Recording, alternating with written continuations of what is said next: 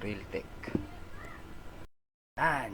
Hello, naririnig po ba tayo? Hindi ko rin alam. Hindi ko alam kung naririnig na. Set up lang muna natin ang mic. Hello. Check, hello. Hey. Mukhang naririnig naman. Okay. Ayan. Hello. Check, test. But anyway, naririnig naman siguro yan. Okay. So, ito na. Simula na tayo.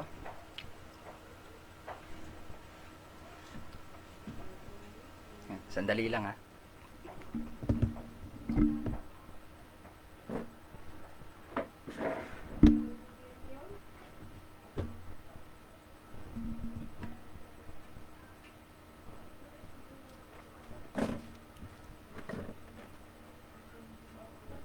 Ayan.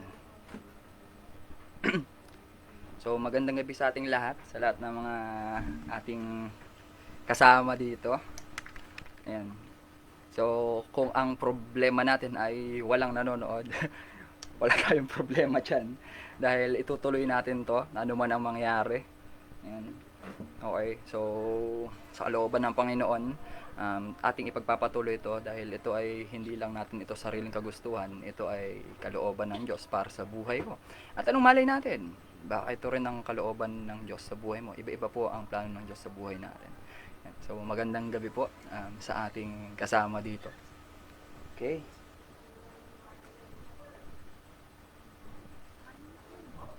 So set up lang muna po tayo dito. Kung okay ang ating audio. Yan. So magandang gabi. Okay. So bago ang lahat, syempre kakanta muna tayo. Yan. So sa lahat ng mga maapanood nito sa gabing ito. Ayan, hello. Ayan, so nandito pala ang ating masugid na kasama dito, no, si Jumar. Magandang gabi sa'yo. Ayan. Ayan. Ginger lang, hindi engineer. Ayan. So good evening sa'yo, Jumar, no. And I'm praying to God na samahan mo kami dito, na tayo ay magkwentuhan, magkamustahan at mag-aral ng salita ng Diyos kasabay nun, no. At alam naman natin ano bang update ngayon, 'di ba? Parang na-move yata, no? Na-move yung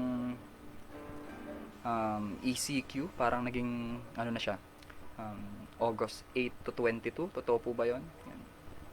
Okay, so kung ganun, technically magsisimula na siya bukas. Okay. But anyway, ang pinakamahalaga doon ay syempre, yan ay protocol ng ating gobyerno, so kailangan nating sumunod, no? So magandang gabi po sa tatlo nating kasama dito. Purihin ng Diyos sa inyong mga kanya-anyang buhay. Okay, at gayon din syempre, binabati ko ng happy birthday lahat ng mga nagbe-birthday ngayong August 7, 2021. Happy birthday sa inyong lahat. At alam ko, naniniwala ako na meron pang plano ng Diyos para sa atin, bawat isa sa atin. Okay? Yan, check muna po natin kung naririnig ang ating gitara. But anyway, kung naririnig man or hindi, okay lang yon. Yan. So, magandang gabi po sa ating lahat. Nakita nyo naman po sa ating title, episode 2 po tayo ngayon. Purihin ng Panginoon, may episode 2 tayo. Naong saan, dahil hindi natin natapos kahapon ng Hebrews 11, so itutuloy natin ngayon. We're going to have episode 2 of the our Sir Lupet Confessions, Preaching the Word, Reaching the World, ating programa na gabi-gabi kung kalooban ng Panginoon, gabi-gabi natin ito gagawin. And narito po ang ating part 2 na kung saan tayo ngayon ay pag-aaralan pa natin, i-discover pa natin kung ano ba yung mga bagay na ating makakamtan kung tayo ay merong faith sa Panginoon. Ayan. So habang tayo naghihintay ng ating mga kasama, aawit muna po ako ng isang original composition. So nakikita ko kasi sa Facebook ngayon, maraming mga nagpapakasal. Maraming mga engaged, di ba? So etong kantang to ay para sa inyo, no. Sabi may magsasabi diyan, sana all engaged. Okay. Hallelujah. So simulan natin ito. Ang title po nito ay Sabi Ko Sa'yo, no? So kaya siya naging Sabi Ko Sa'yo, it is Sabik Ako Sa'yo. Di ba, nakakasabik naman yan, lalo ngayong pandemic. Grabe, nakakasabik talaga na makasama yung mga kaibigan natin, pamilya natin, kung tayo man ay nasa trabaho, di ba? Yan. So sabi ko sa'yo.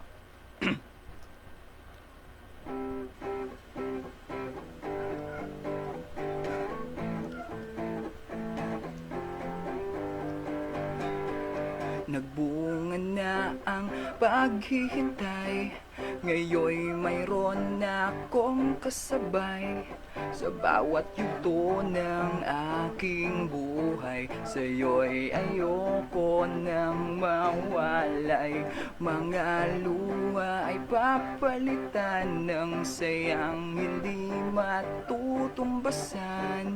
Halika, ako ay iyong samahan, ako ay iyong magpakailanman.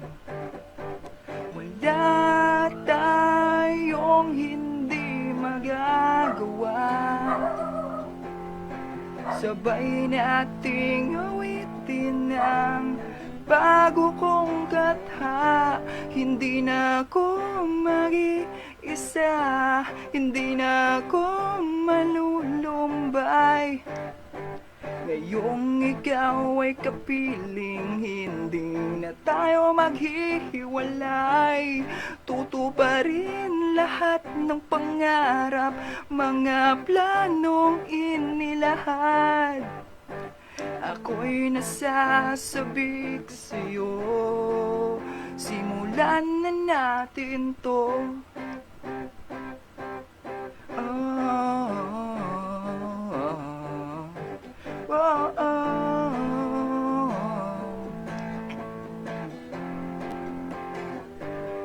Ito na ang buong katuparan ng lahat ng ating mga dinasal. Sa pagsunod sa kanyang kalooban, handog sa atin ng may kapal. Mga luha ay papalitan ng sayang hindi matutumpasan. Halika, ako ay iyong samahan, ako ay iyong magpakailanman. Wala tayong hindi magagawa, sabay nating awitin ang bago kong katha. Hindi na ako mag-iisa, hindi na ako malulumbay. Ngayong ikaw ay kapiling, hindi na tayo maghihiwalay. Tutuparin lahat ng pangarap, mga planong inilahad. Ako'y nasasabik sa'yo, simulan na natin to.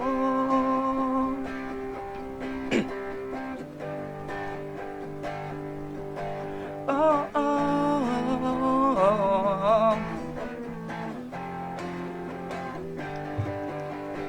Wala tayong hindi magagawa, sabay nating awitin ang bago kong katha. Hindi na ako mag-iisa, hindi na ako malulumbay.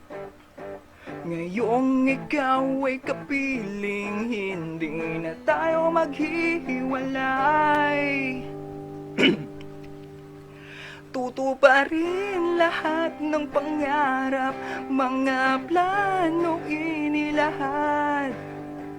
Ako'y nasasabik sa'yo,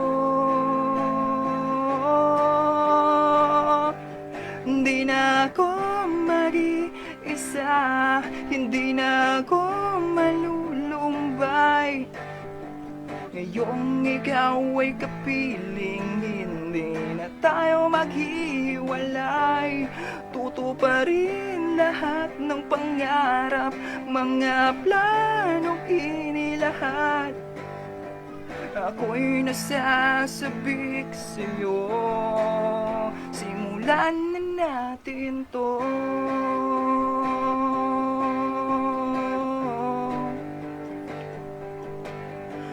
Ako'y nasasabik sa'yo, simulan na natin to. Hallelujah. Simulan na nga natin to. Magandang gabi sa ating lahat, sa lahat ng mga kasama natin ngayong gabi. Yan. Sa ngayon ay meron tayong kasama dito na nanonood. Ayan, at naging 3 sila. Purihin ng Panginoon. So, para po sa mga kaka-tune in lang, nandito tayo ngayon sa episode 2 ng ating SL Confessions, Preaching the Word, Reaching the World, na kung saan ang topic natin ngayon ay faith. Okay, faith. Okay? So, para po sa mga nakasama natin kagabi, kwento natin, no? At nakita natin doon na maraming mga tao sa Biblia na ginamit ng Panginoon natupad yung mga pangako ng Diyos sa buhay nila dahil sa kanilang pananampalataya. At alam niyo po, ang hirap maniwala sa pangako kung wala tayong pananampalataya. Kaya para simulan ng gabing ito, tayo po muna ay manalangin. Hallelujah. Hallelujah. Maraming salamat, Panginoon, sa gabing ito. Maraming salamat, Panginoon, sa buhay ng lahat na nandito nakasama namin, Panginoon. Gayon din po lahat ng mga papanood nito na kahit hindi na siya live, Panginoon. Maraming salamat, Panginoon, dahil ito ay pagkakataon, Panginoon. Wala kaming oras na dapat sayangin, Panginoon, sa pagbabahagi ng iyong salita, Panginoon. Lord, tulungan niyo po kami, ibigay niyo ang karunungan na kailangan namin sa pag-unawa niyong salita, Panginoon. At ngayon pa lamang ay binibigyan namin sa inyo, Panginoon, ang tagumpay ng gawain ito. At tunay nga po na kayo lamang ang magbigyan ng kapurihan at ng karangalan sa gabing ito. Maraming salamat po. Samahan niyo po kami. Ito po ang dilan sa matamis na pangalan ni Jesus. Amen. Hallelujah. So yan, para po sa ating mga kasama na makakapanood po nito, hanggang alas 8 po tayo. Okay, so balikan natin yung pinag-aralan natin kagabi. So sa Hebrews 11 po, so kung meron po kayong hard copy ng Bible, pwede nyo pong gamitin yon, or pwede naman kung nag-install po kayo sa inyong mga cellphone. Okay, ngayon, ang pananampalataya sa Diyos, sabi sa Hebrews 11:1, ang pananampalataya ay pagtitiwala na mangyayari ang ating mga inaasahan at kitiyaan tungkol sa mga bagay na hindi nakikita. So isipin po natin, para magkaroon ng pananampalataya ang isang tao, kailangan nating maniwala na mangyayari yung mga inaasahan natin. Gaya niyan ngayon, may ECQ na naman.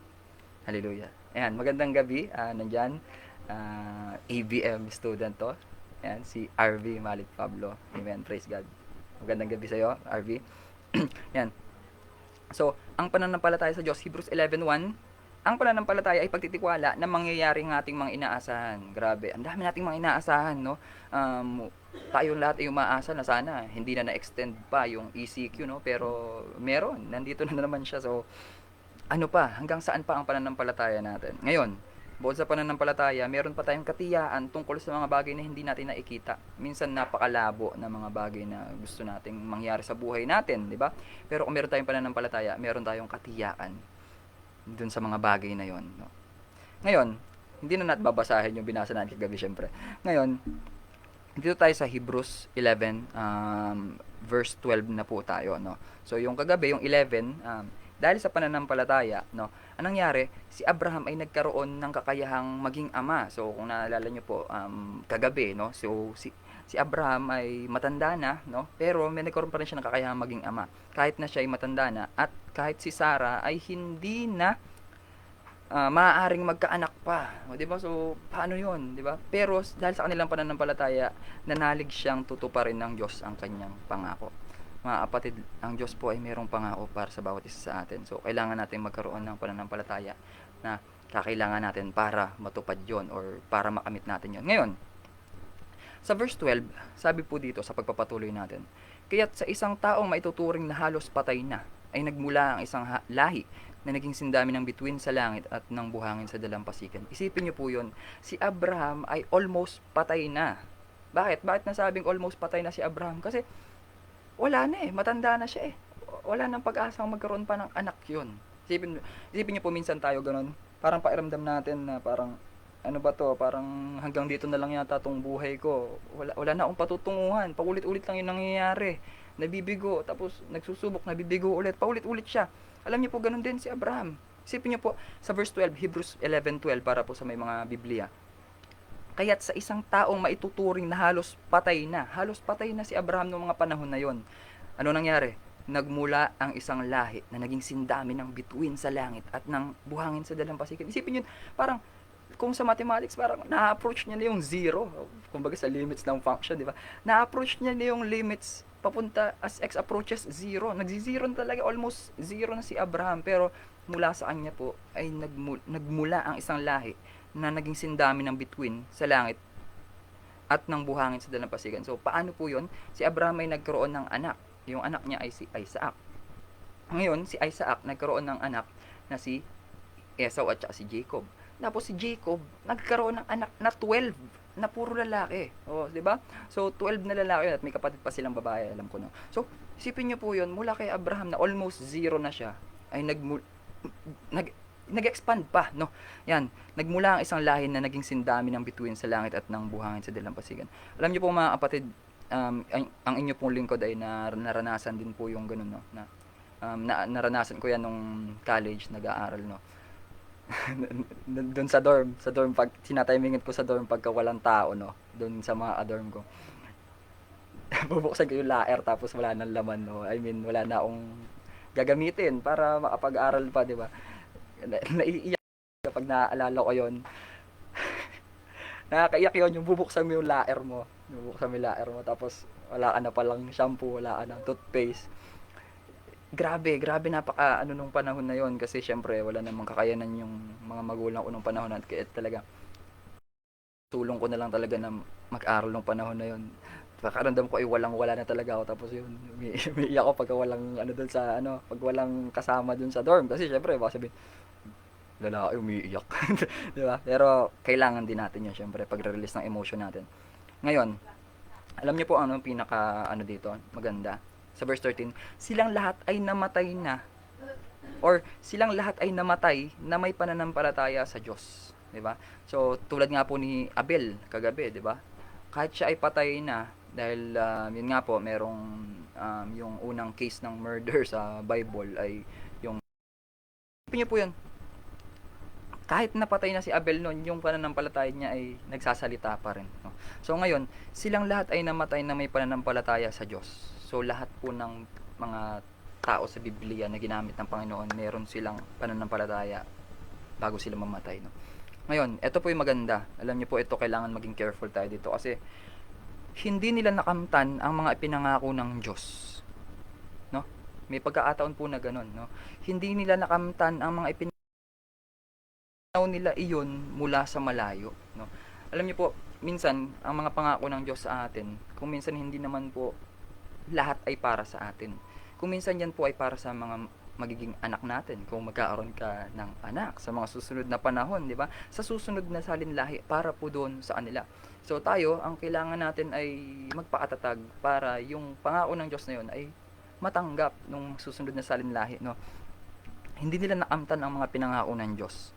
Ngunit natanaw nila iyon mula sa malayo. So sa malayo nandun nakita na nila na mangyayari, no? Kinilala nilang sila yung mga dayuhan lamang at nangingibang bayan dito sa lupa. Yun po ang pinakamaganda mga kapatid, no? Ito, ayan, purihin ng Panginoon at meron pa tayong kasama dito na nanonood, no? Isipin niyo po, ang sabi dito, kinilala nilang sila yung mga dayuhan lamang at nangingibang bayan dito sa lupa. Mga kapatid, sa gabi pong ito, kailangan po nating malaman na tayo ay nangingibang bayan lamang dito. Dayuhan lamang po tayo dito sa mundo. Hindi, alam naman po nating lahat na hindi tayo mabubuhay habang buhay dito, 'di ba? Ipanalangin natin, 'di ba, yung kasama natin na merong 'yon, na-infect ng lumalaganap na sakit ngayon, 'di ba? Pero yun po kasi ang katotohanan, no?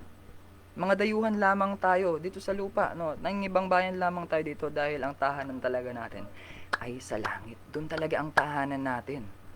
Alam niyo po, at tayo ay pinapadaan ng Panginoon sa pagsubok para tayo ay matest talaga na tayo ay karapat-dapat para doon sa langit. Yun po ang katotohanan. Kaya yung mga unang tao na ginamit ng Panginoon, kinilala nilang sila yung mga dayuhan lamang at nangingibang bayan dito sa lupa. Kung tatanungin niyo po ako, naniniwala po ako doon na nangingibang bayan lamang ako dito sa lupa. Dayuhan lamang ako dito sa lupa. Ganun po mga kapatid. Dahil sa panahon na tayo ay malagutan ng hininga, merong naghihintay sa atin na pangako ng Diyos na buhay na walang hanggan kung tayo ay sasampalataya sa kanyang bugtong na anak na si Jesus, no? So ayun po, sa verse 14, ipinakilala ng mga taong nagsasalita ng ganoon. Ipinapakilala ng mga taong nagsasalita ng ganoon na naghahanap pa sila ng sariling bayan. So dahil inisip nila na sila ay dayuhan lamang dito sa lupa, meron pa rin talaga silang hinahanap na sariling bayan nila. 'Di ba? So, ayun yung langit. Yun talaga yung sariling bayan natin, mga kapatid. Kung nakikita niyo po, ano ba ang 'pag may nakakausap ako, sasabihin, ano na ba 'tong buhay natin ngayon, ang init ng panahon. Pagka mainit yung panahon, 'di ba, parang ka nasa impyerno. Kaya naman, gaya ngayon, hindi na tayo makalabas, kontrolado na lahat ng galaw natin, hindi ka na makapunta sa gusto mong puntahan, 'di ba? Lalo pagka naibaba na yung ECQ, 'di ba? Pero alam niyo po, yan yung maganda doon, ipinakilala ng mga taong nagsasalita ng ganoon na naghahanap pa sila ng sariling bayan, dahil yung sariling bayan natin ay sa piling ng Diyos. Pansamantala lang po ang buhay natin dito, no po? Yan. Hanggang habang tayo nabubuhay, maaari tayong magkaroon ng maraming pangarap, makapagtapos ng pag-aaral, magkaroon ng magandang sasakyan, magkaroon ng magandang bahay, magkaroon ng lahat-lahat ng maaaring pwede tayong magkaroon, pero meron pa rin talaga tayong sariling bayan, mga kapatid.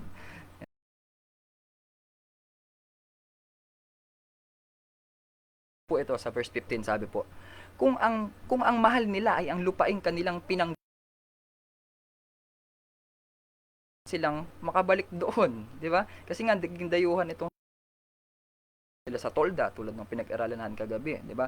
So, kung ang mahal nila ay ang kanilang pinanggalingan, may pagkakataon pa sana silang makabilik doon, 'di ba? Pero sa verse 16 sabi, ngunit ang hinahangad nila ay isang lunsod na higit na mabuti. 'Di ba? So samahan niyo po ako kung sa mga kasama po nating nanonood ngayon. Ayan, kung meron po kayong Bible sa inyong holiest place ng inyong bahay, ilabas niyo po, basahin niyo po. Sama-sama po tayo sa Hebrews 11:16. Ngunit ang hinahangad nila ay isang lunsod na higit na mabuti. 'Di ba? Ang lungsod na nasa langit, 'di ba? Yun po yung sinasabi natin kanina, no? Yun ang hinahangad nila. Tayo po, tayo ba? Ano bang hinahangad natin, 'di ba? Ang hinahangad ko ay makatira sa condominium. Gusto kong tumira sa nagtataas. Makita ko ang buong Metro Manila. Mga ganun, 'di ba? Ngunit ang hinahangad nila ay isang lungsod na higit na mabuti, ang lungsod na nasa langit. Pananampalataya to, mga kapatid. Pananampalataya. Nananampalataya po ba tayo na kung tayo ay lilipas sa mundong ito, tayo ay mapapabilang sa lungsod na hinahanap din nila Abraham, no? Ang lungsod na nasa langit. Verse 16 po 'yan. Ngayon, kaya ng Diyos na siya'y tawaging Diyos nila, sapagkat sila ay ipinaghanda niya na ng isang lungsod. Mga kapatid, kung sa pakiramdam po natin ngayon ay grabe, ang hirap-hirap na ng buhay, ang hirap-hirap na ng panahon natin ngayon, kapatid, wag po tayong mag-alala. Manampalataya po tayo. Merong inihanda na isang lungsod ang Panginoon para sa atin. Isipin niyo po, sabi dito, verse 16 pa rin, kaya naman hindi ikinahiya ng Diyos na siya'y tawaging Diyos nila. Tapos, na siya'y tawaging Diyos nila sapagkat sila'y ipinaghanda niya na ng isang lungsod. Pananampalataya po ulit tayo. Part 2, no? Tayo ay nananampalataya na ang Panginoon ay naghanda na ng lungsod na para sa atin. Isipin niyo po, pag napunta kayo sa mga city, di ba, makita mo yung smog doon. Smog is smoke plus fog. So, makikita mo yun yung parang maitim na usok na hindi gumagalaw sa himpapawid. Ay, hirap ng buhay sa city. Alam niyo po yan. O, alam po natin yan. Pero yung isang lungsod na yun, yung pinangako sa atin ng Panginoon, nakaredy na po yun, mga kapatid. Yun ang pananampalataya natin. No? Ngayon, meron po tayo dito sa 17, nang subukin ng Diyos si Abraham, pananampalataya din ang nag-udyok sa kanya na ialay si Isaac bilang handog sa Diyos. So, balikan lang po natin yung kwento nito. So, ito po kasing kwento nito, nangyari kay Abraham nung panahon po na ito ay binigyan siya ng pagsubok ng Panginoon na ihandog ang kanyang anak. Take note, isipin niyo po, isa lang po ang anak ni Abraham, si Isaac lang po. Ngayon, nag-ask yung Panginoon, yun ay pagsubok na ialay mo ang iyong anak. Alam niyo po, si Abraham, sinama niya sa bundok yung anak niya, and then, yung anak niya, nagtakang-taka, bakit, saan tayo pupunta, ama? Tapos all of a sudden, nag-iipon na ng gatong si Abraham, no? So kung tayo kayo nandun, nag-iipon na ng gatong, tapos bigla, tinali, no? Tinali si Isaac. Tapos may maliit na kutsilyo si Abraham at isasaksak niya na sa anak niya. Yun ay pagsubok ng Panginoon para kay Abraham para makita yung pananampalataya. At alam niyo po, to the point na sasaksakin niya na yung anak niya bilang alay sa Panginoon, handog. Sinabi ng tumigil, no? Parang biglang nag-udyok ang Panginoon na itigil mo yan. At nung panahon po na yon, may lumitaw na tupa. At yun yung pinatay ni Abraham bilang handog sa Panginoon, no? So, nang subukin ng Diyos si Abraham, pananampalataya din ang nag-udyok sa kanya na ialay si Isaac bilang handog sa Diyos. Alam niyo po, ang hirap nun. Ihahandog mo ang iyong anak sa Diyos. Mahirap talaga yon. Totoo, mahirap yon. Pero yun po ang ginawa ni Abraham. At namatay ba si Isaac nung panahon na yun? Hindi. Sinubok lamang ng Panginoon si Abraham kung siya ba ay mayroong pananampalataya. Ngayon, buong puso niyang inihandog ang kaisa-isa niyang anak, gayong ipinangako sa kanya ng Diyos. Na kay Isaac magmumula ang magiging lahi sa kanya. Alam niyo mga kapatid, ito po yung nakakatuwa na tayo sama-samang nag-aaral ng salita ng Diyos. Kasi mas gumagaan ang ating pag-aaral ng salita ng Diyos, no? Isipin niyo po, ang pangako ng Diyos kay Abraham ay paparamihin ko ang salinlahi mo, sindami ng buhangin sa karagatan at bituin sa kalawaan. Pero nung panahon na yon, na isa na lang yung anak niya, si Isaac, ang pagsubok ng Lord ay ialay mo yung anak mo. Paano to? Isa na lang nga, tapos iaalay ko pa. Parang ganun. So, pero buong pusong inihandog ni Abraham ang kaisa-isa niyang anak. Gayong ipinangako sa kanya ng Diyos na kay Isaac magmumula ang magiging lahi niya.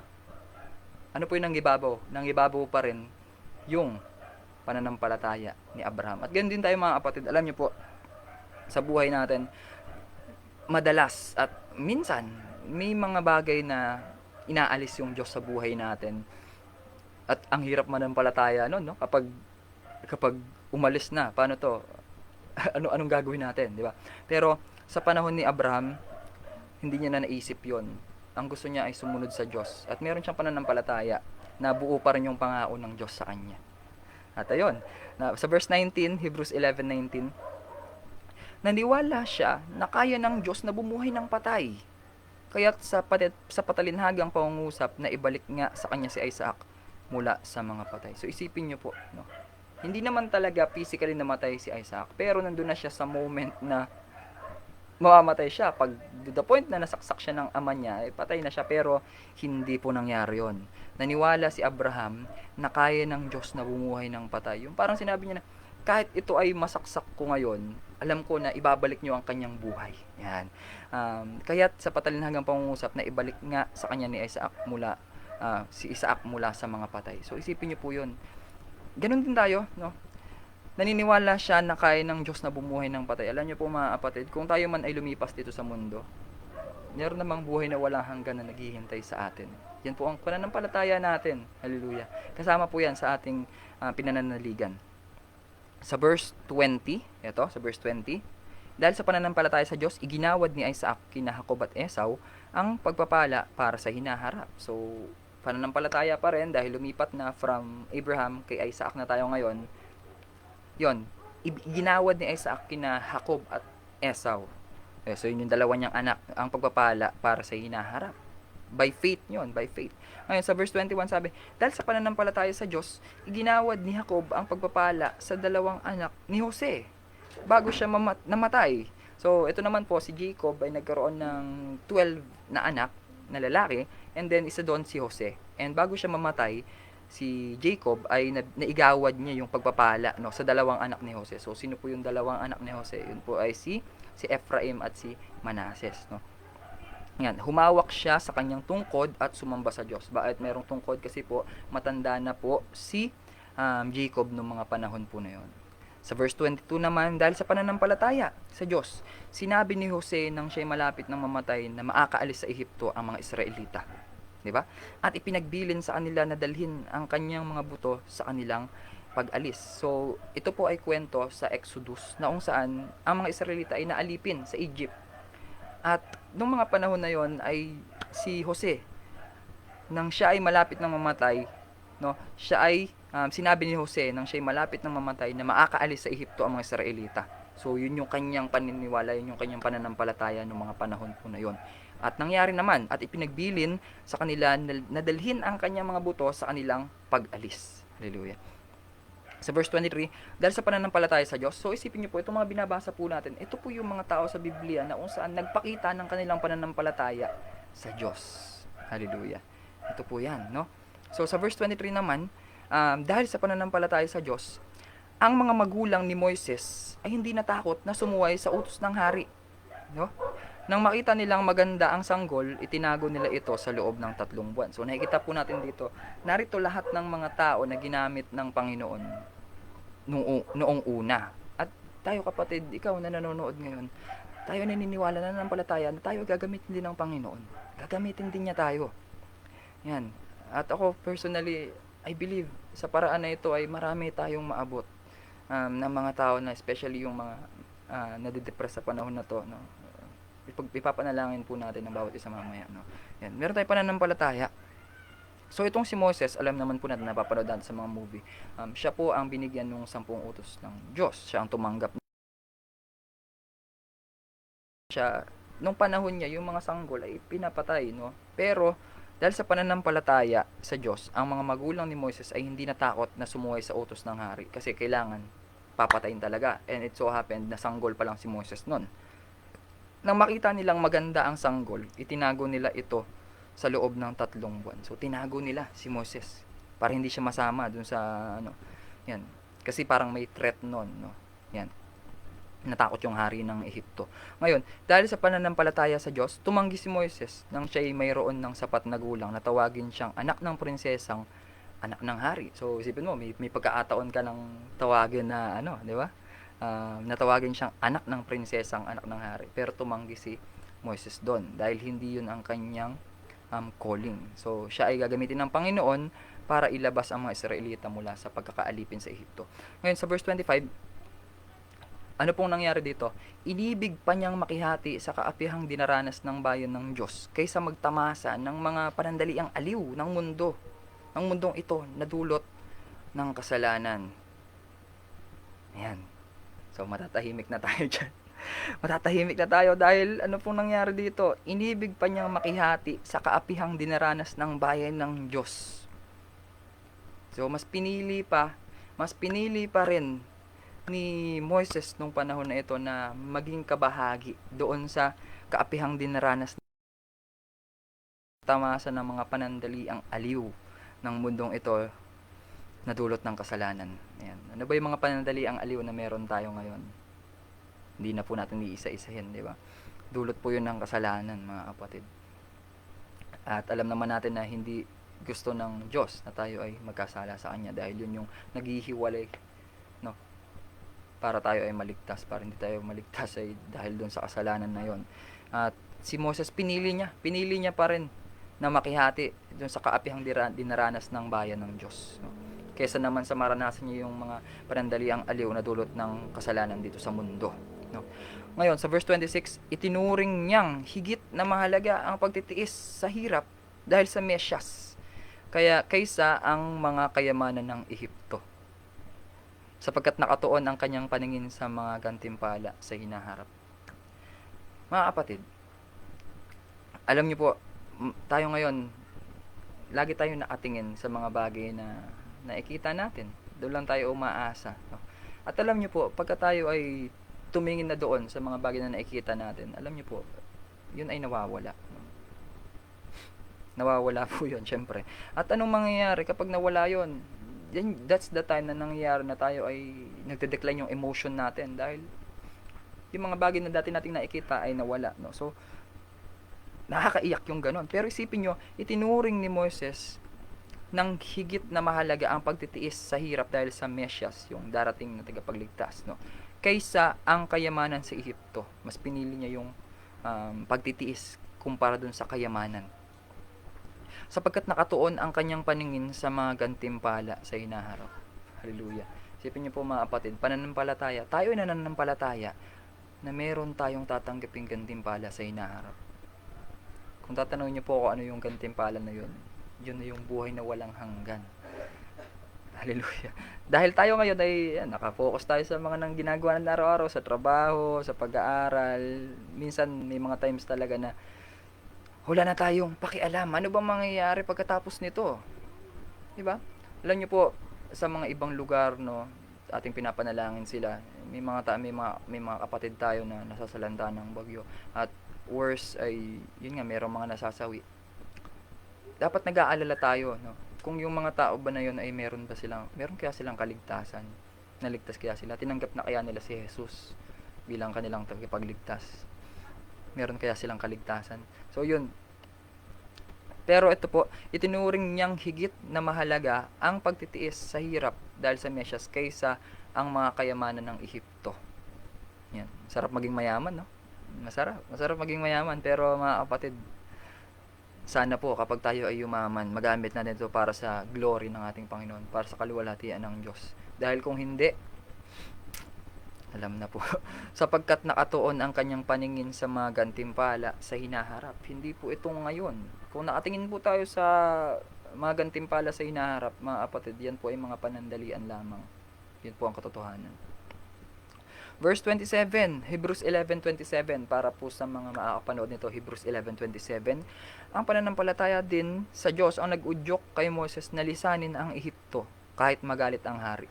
'Di ba?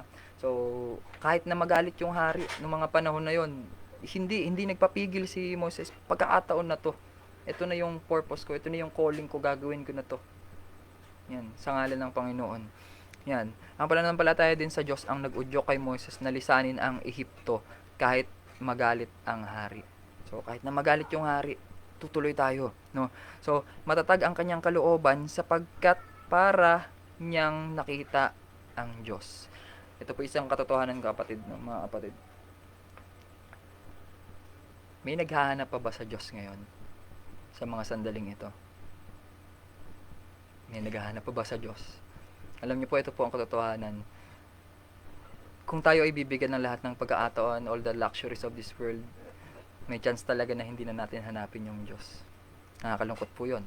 Pero maraming salamat sa Panginoon at meron tayong pagkakataon ngayon. Binibigyan tayo ng pagkakataon ng Panginoon na hanapin natin siya. No? Hayaan natin maghari siya sa ating buhay. Isipin niyo po, matatag ang kanyang kalooban sapagkat para niyang nakita ang Diyos. No? Hindi man nakita ni Moses ng personal, harap-harapan yung Diyos. Para niya nang nakita dahil sa kanyang pananampalataya yun. No? Alam niyo po, ang hirap maniwala sa mga bagay na hindi natin nakikita. Totoo yun, di ba? Halimbawa, paano mo masasabing may hangin yung electric fan? Eh, nakasindi. Hindi, bukod doon, di ba? Paano mo nasasabing na may hangin yung electric fan, di ba? Kasi pagka umikot na yung hélice noon and then naramdaman mo yung hangin, masasabi mo merong hangin. Pero hindi naman natin nakikita. Hindi naman natin nakikita yung hangin, di ba? Ganun din sa ating mga brain, di ba? Sa ating frontal lobe, parietal lobe, cerebrum, cerebellum. Hindi natin nakikita yung sarili nating utak, pero tayo ay naniniwala na meron tayo noon, di ba? So that is faith. Naniniwala tayo sa mga bagay na hindi nakikita, at ganun din si Moses. Matatag ang kanyang kalooban sapagkat para niyang nakita ang Diyos. Hallelujah. At ganun din tayo, mga kapatid. Alam niyo po, hindi na natin kailangan makita yung Diyos harap-harapan na, oh Lord, ikaw nga yan, ang laki mo. Hindi na kailangan ganun, mga kapatid. Makikita po natin yung Diyos sa lahat na nangyayari sa buhay natin araw-araw. Amen? Amen ba yun? Pananampalataya natin yun na bukas tayo ay gigising pa, meron pang panibagong araw na naghihintay sa atin, meron pang pag-asa. Kahit na merong ECQ tayo, buhay pa rin, patuloy tayong gagamitin ng Diyos para sa kanyang kaluwalhatian. Magkakasama po tayo dito. Huwag tayo mag-alala. Magtutulungan tayo sa ating mga pasanin. Ngayon, hallelujah. Ayan, magandang gabi po. Ate Ana. Ayan, si Ate Ana Ria, yung God is good all the time. Tama po yan, no?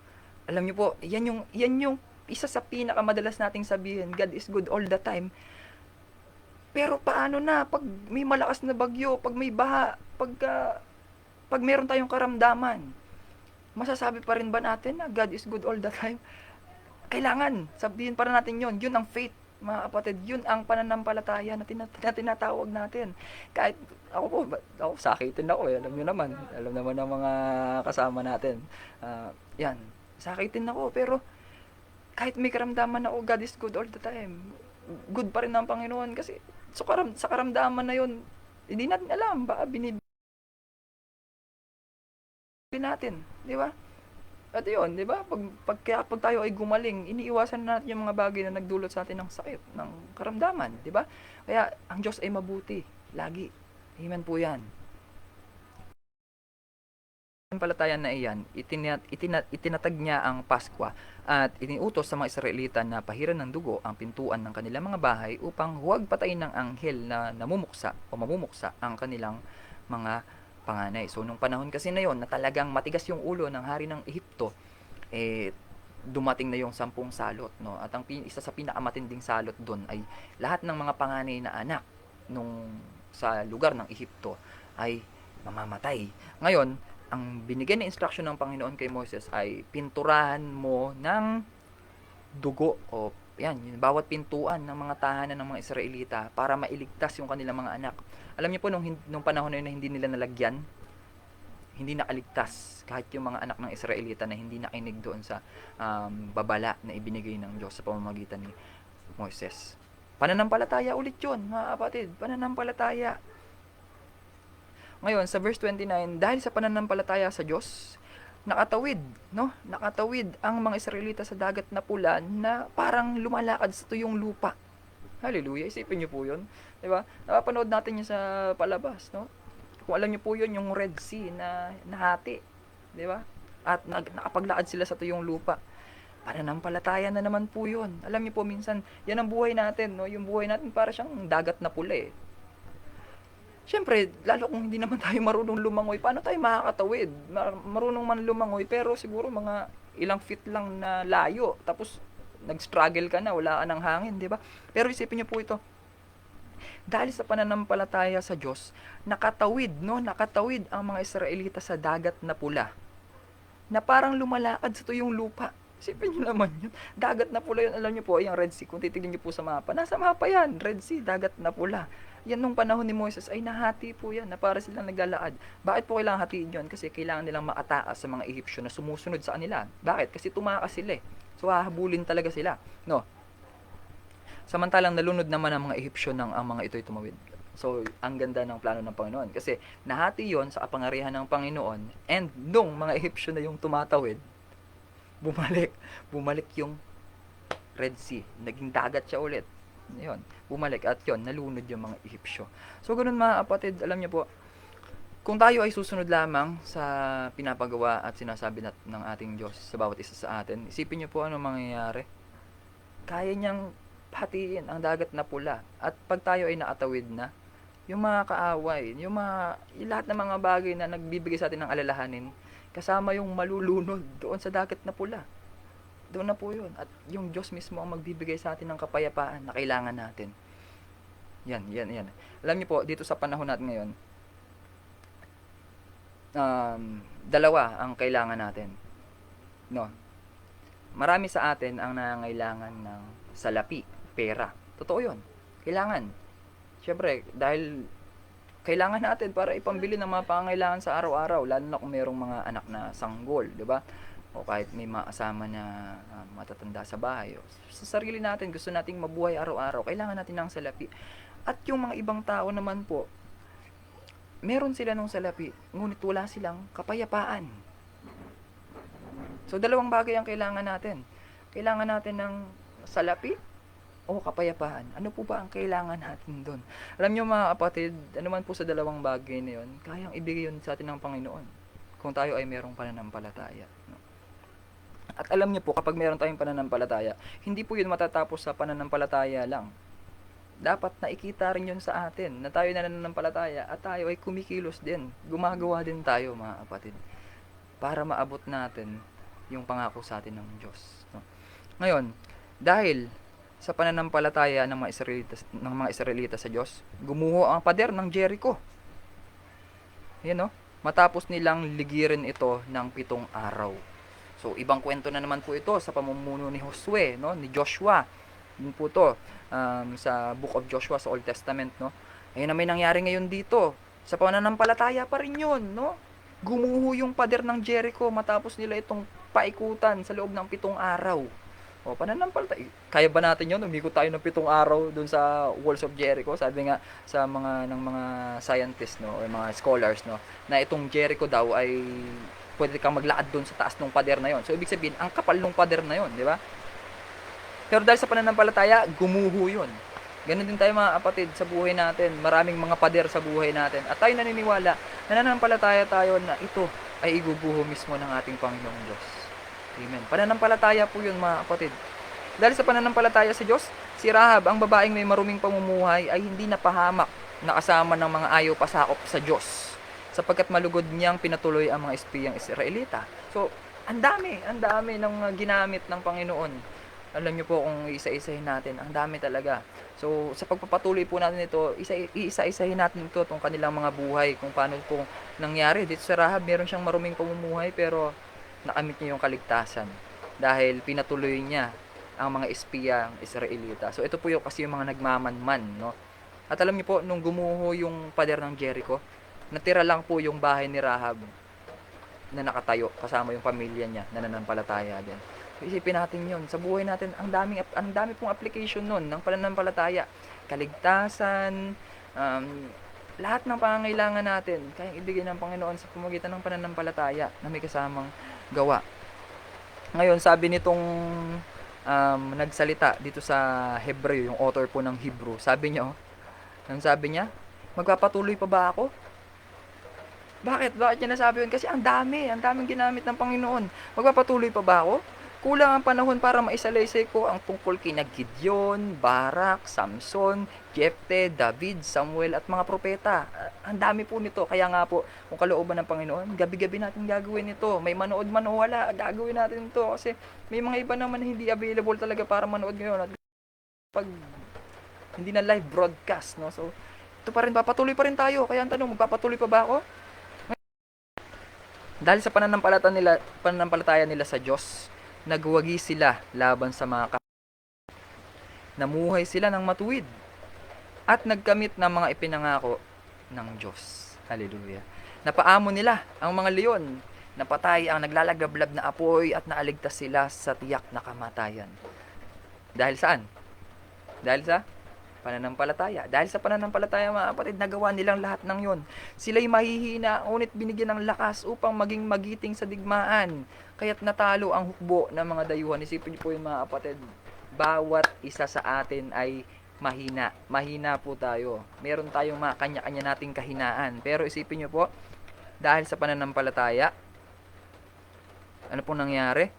Binigyan, no? Sila'y mahihina, ngunit binigyan ng lakas upang maging magiting sa digmaan.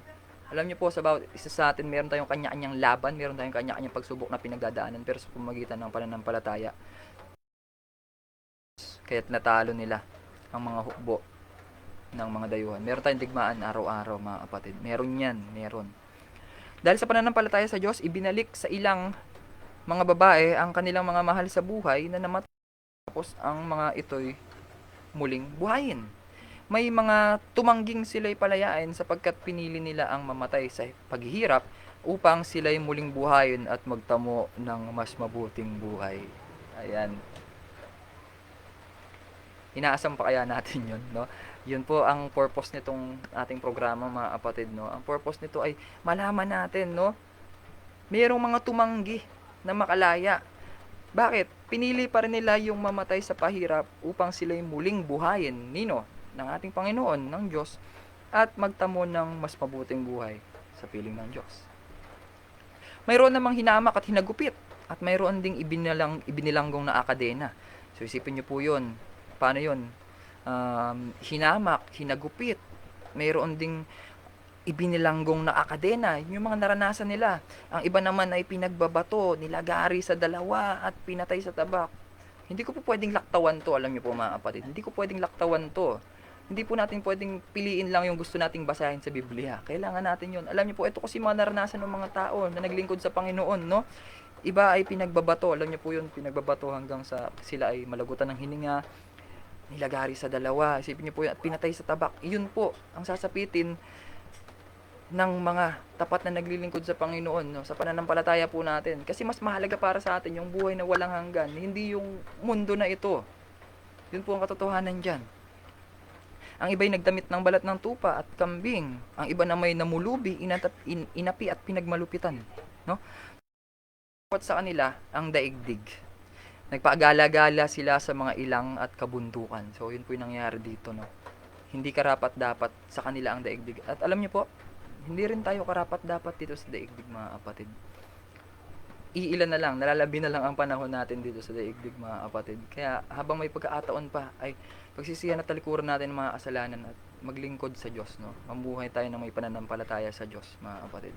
Pwede pa rin naman yun, kung ang hangad po natin ay yumaman, pwede rin naman tayo maging mayaman na merong pananampalataya sa Diyos at tayo naglilingkod sa Kanya. Posible naman po yun. Meron trabaho, posible pa rin po yun, no? Pero sabi dito sa Hebrews 11:38, hindi karapat dapat sa kanila ang daigdig. Nagpagala-gala sila sa mga ilang at kabunduan. Nagtago sila sa mga yungib at lungga sa lupa. Hallelujah. At eto na po, 2 verses na lang po tayo. At dahil sa kanilang pananampalataya sa Diyos, isang kasaysayang hindi makakalimutan kailanman. Bagamat sila'y pinarangalan sa pamamagitan ng pananampalataya, hindi nila natanggap ang ipinangako sapagkat may mas magandang plano ang Diyos para sa atin upang sila'y hindi maging ganap malibang kasama tayo.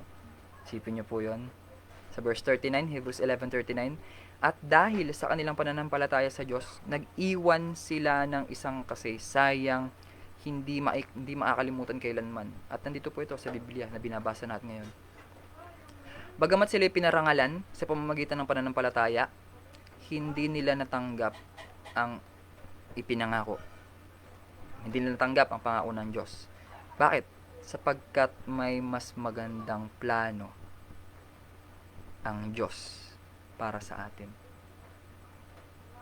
Upang sila'y hindi maging ganap malibang kasama tayo.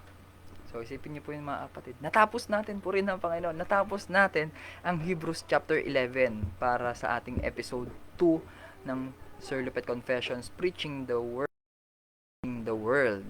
So ang topic natin nga ngayong gabi ay Faith Part 2 at katatapos lamang po natin dito sa Hebrews chapter 11. So naita po natin yung sinabi dito sa huli, hindi nila natanggap ang ipinangako sapag may mas magandang plano ang Diyos para sa atin. Mga kapatid, kung tayo po ngayon ay nawawalan ng pag-asa dito sa ating buhay, magpatuloy po tayo sa ating pananampalataya sa Panginoon. At alam nyo po, kung tayo ay magpapatuloy, merong kaligtasan naghihintay para sa bawat isa sa atin. At ang pinakamaganda doon, hindi man natin matanggap kung ano man ang pinangako ng Diyos habang tayo nabubuhay, sigurado po na merong pangako ang Diyos para sa bawat isa sa atin. Ito ay ang buhay na walang hanggan sa pamamagitan ng ating Panginoong Jesus. At mga kapatid, sa oras po na ito ay hayaan nyo pong ito na ang pagkakataon. Huwag na po tayong magpatumpik-tumpik. Huwag na tayong maghintay pa ng pagkakataon na saka na lang ako maglilingkod sa Panginoon o mananampalataya o tatanggapin si Jesus pagka nandyan na, pagka malapit na. Ito na po ang pagkakataon. Kaya sa lahat po ng makakapanood nito, hindi man po live, ay let me pray for you. Kaya nyo pong ipanalangin ko po kayo. At kung kayo po ay willing na tanggapin si Jesus sa inyong buhay bilang ating tagapagligtas, ay marapat lang po na manalangin din po tayo sa ating mga sarili. Hallelujah. Hallelujah. Maraming salamat, Panginoon, sa gabing ito na ibinigay niyo sa amin, Panginoon. Lord, I pray, Panginoon, na bawat isa na makakapanood ng programa ito, Panginoon, ay ang programa ito ay maging daluyan ng pagpapala para sa kanila, Panginoon. Lord, I pray, Panginoon, sa bawat isa na nandito, Panginoon, na they will learn and turuan niyo po sila, Panginoon, na isuko ang kanilang buhay para sa inyo, Panginoon, at kayo ang gawin nilang tagapagligtas, Panginoon, sariling tagapagligtas, Panginoon, sapagkat alam namin na meron kayong inihanda na buhay na walang hanggan, ang banal na lungsod, Panginoon, na naghihintay para sa bawat isang nananampalataya sa inyo, Panginoon. Maraming salamat, Panginoon, at patuloy niyo pong gamitin ang programang ito, Panginoon, upang ma-reach, Panginoon, ang mga taong naaaranas ng kalungkutan, ng pagkabalisa, pag-aalala, Panginoon, sapagkat ang tunay na kapayapaan ay tanging sa inyo lamang nagmumula. Maraming salamat po.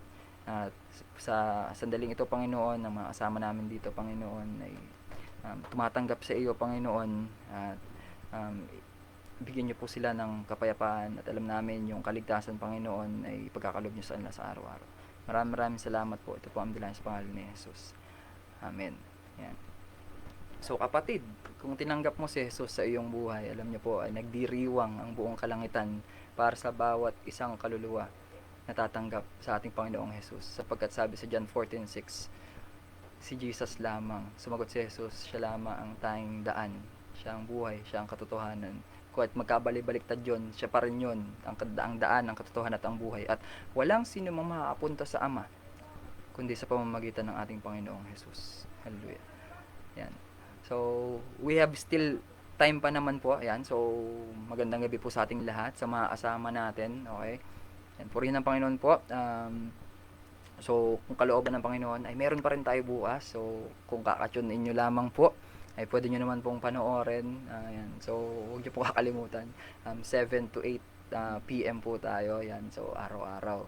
Hallelujah. At ngayon pa po ay nagdadatingan. So, maraming salamat. Purihin ng Panginoon sa buhay nating bawat isa. At, yan. So, hayaan nyo po na tayo ay umawit ng isang awitin. Yan. So, ito po ay composition po, syempre. Composition natin. So, ito po ay Tagalog version ko ng kung alam niyo po ang For King and Country na band sa Australia po, no? So, may kanta sila na Shoulders. So, ito po yung Tagalog version ko nun. So, kailangan maging malinaw sa atin na merong gumagabay sa atin, merong gagabay sa atin, mga kapatid.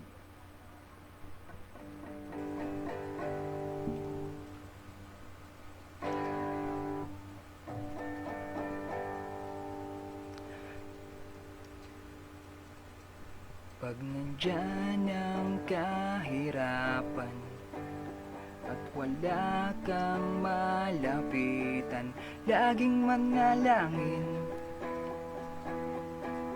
ikaw ay diringgin. Pag nandyan ang karamdaman at dama ang kahinaan, magpasalamat ka, pagkat dakila siya. May gagabay sa'yo, siya ay laging kasama mo. Siya ang dahilan ng lahat ng iyong kagalakan sa buhay. Sa buhay, may gagabay sa'yo, hindi siya nagbabago. Ika'y magtiwala pagkat kailan may di ka pababayaan, kaibigan. Kung dalangin mo'y wala pa at pag-asa ay wala na, papurihan siya sa tuwina. Siya ang Alpha at Omega. May gagabay sa'yo, siya ay laging kasama mo. Siya ang dahilan ng lahat ng iyong kagalakan sa buhay. Sa buhay, may gagabay sa'yo, hindi siya nagbabago. Ika'y magtiwala pagkat kailan may di ka pababayaan, kaibigan. May gagabay sa'yo, may gagabay sa'yo, may gagabay sa'yo, may gagabay sa'yo, may gagabay sa'yo. Siya ay laging kasama mo.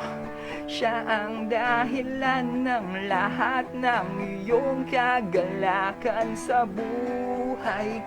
Sa buhay, may gagabay sa'yo, hindi siya nagbabago.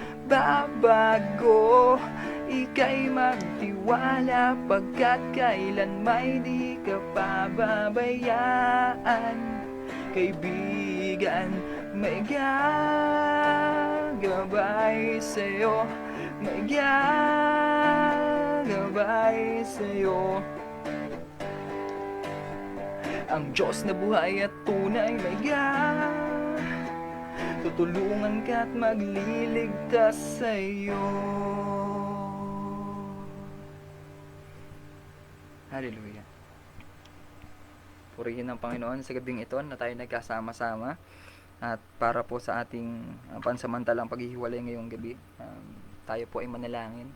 So, para po sa mga makakapanood po nito, pwede nyo po akong i-PM kung meron po kayong prayer request. Alam nyo po, sayang nga lang, hindi ako mayaman. Wala tayong sapat na kakayahan para tulungan ng mga kapatid natin na nangailangan talaga ng pera o salapi. Pero alam nyo kapatid, kung ano pong meron ang inyong lingkod ay meron akong panalangin, no?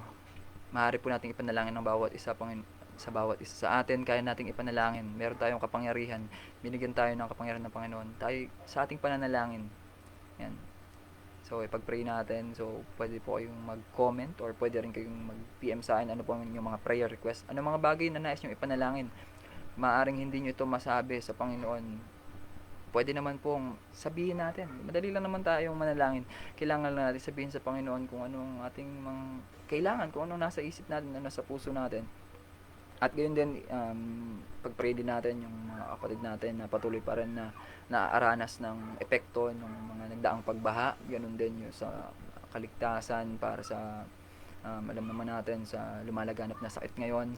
At gayon din, pag-pray natin yung mga nakakaranas ng ibang karamdaman ngayon. Yung kapatid ko nga masakit yung ngipin so so ano pa ang mas yan. So samahan niyo po ako, tayo manalangin. Paano manalangin?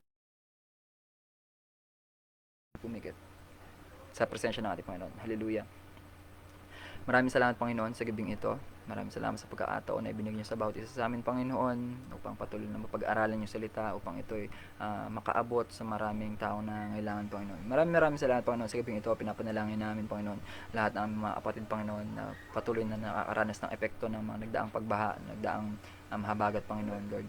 Ingatan niyo po sila, tulungan niyo po sila Panginoon na makabangon, na maabawi Panginoon, upang kanilang may pagpatuloy ang buhay at matanggap pa nila Panginoon ang inyong mga pangako sa kanila Panginoon. And also I pray Panginoon yung mga kasama namin na mayroong mga karamdaman mula sa kanilang bumbunan Panginoon hanggang sa kanilang mga talambahan Panginoon. We claim and declare in Jesus name Panginoon na ibigay niyo sa kanila ang complete healing, recovery Panginoon, sense of relief ibigay niyo po sa kanila Panginoon. Ngayong gabi Panginoon sila makakatulog ng mahimbing Panginoon at may kapayapaan Panginoon. Alam namin na kayo mismo ang magkakagawad Panginoon ng kagalingan para sa kanila. And also, I pray Panginoon sa bawat isa, Panginoon, na nagtatrabaho Panginoon sa araw-araw sa kabila ng ECQ Panginoon. Patuloy niyo po silang ingatan Panginoon. At alam namin na ang cases ng lumalaganap na sakit Panginoon ay patuloy na dumadami Panginoon. Alam namin na kayo ay may kapangyarihan sa lahat ng anumang uri ng karamdaman, anumang uri ng salot Panginoon na nararanasan namin Panginoon. Alam namin na kailangan naming manampalataya at magpakumbaba sa inyo Panginoon, sapagkat alam namin na kayo ang Diyos ng kaayusan, kayo ang Diyos ng kapayapaan, at kayo magbibigay ng kaligtasan sa bawat isa sa amin. Maraming gabayan upang bukas ay magkita aming muli via Facebook Live Panginoon, sa lahat ng mga taong marireach ng live video na ito, lalo kung hindi na ito naka-live Panginoon, patuloy itong maging daluyan ng pagpapala sa buhay ng bawat isa. Maraming salamat po at sa inyo namin binabalik lahat ng pinakamataas na papuri at pagsamba, pasasalamat sa matamis na pangalan ni Jesus. Hallelujah. Amen. Amen. And amen. So, ayan, we're done na po para sa ating episode 2. At maraming salamat sa dalawa nating kasama na hanggang ngayon ay nandito pa. Ayan. Purihin ng Panginoon sa buhay nyo po. I claim, I declare blessings po sa buhay nyo. Hallelujah. Kung kayo ay naaaranas ng depression ngayon, I rebuke that in Jesus name. Bibigyan po tayo ng kapayapaan ng isip mismo ng ating Panginoon. Hallelujah. And we're done. Tapos na po tayo and magkita tayo ulit bukas. And po, I pray na tayo makatulog ng mahimbing ngayong gabi. At bukas ay Sunday. Ayan, so kung Sunday, it's the Lord's Day, araw ng Panginoon. Bigyan natin ng buhay natin sa Kanya sa pamamagitan ng paglilingkod sa ating mga churches. Hoping lang na dahil ECQ ngayon ay baka yun nga malimit na naman yung attendance sa church, pero patuloy pwede pa rin naman tayong paglilingkod sa Panginoon lalo na sa mga panahon na ito. Amen. Ito lang makakapaghiwalay sa ating sa pag-ibig ng Diyos sa bawat isa sa atin. At magkita tayo ulit bukas. Bukas ng umaga tayo magkita-kita or bukas ng gabi. Yan. So, purihin ang Panginoon at this is Sir Lupet. Ito po ang ating programa, Sir Lupet Confessions, Preaching the Word, Reaching the World. Ang episode 2 natin ay pinamagatang Faith Part 2. At dahil natapos natin ang faith ngayon, so new topic na tayo bukas. So bayan lang po natin ano po kaya ang pag-uusapan natin bukas. Anong mga hugot na naman kaya natin bukas. And purihin ang Panginoon. And I'm going to end this live video. Purihin ang Panginoon. This is Sir Lopet. Maraming salamat. Ingat nasan ka man. God bless you and good night. Goodbye.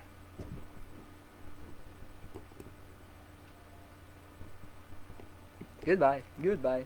Goodbye. Goodbye. Goodbye.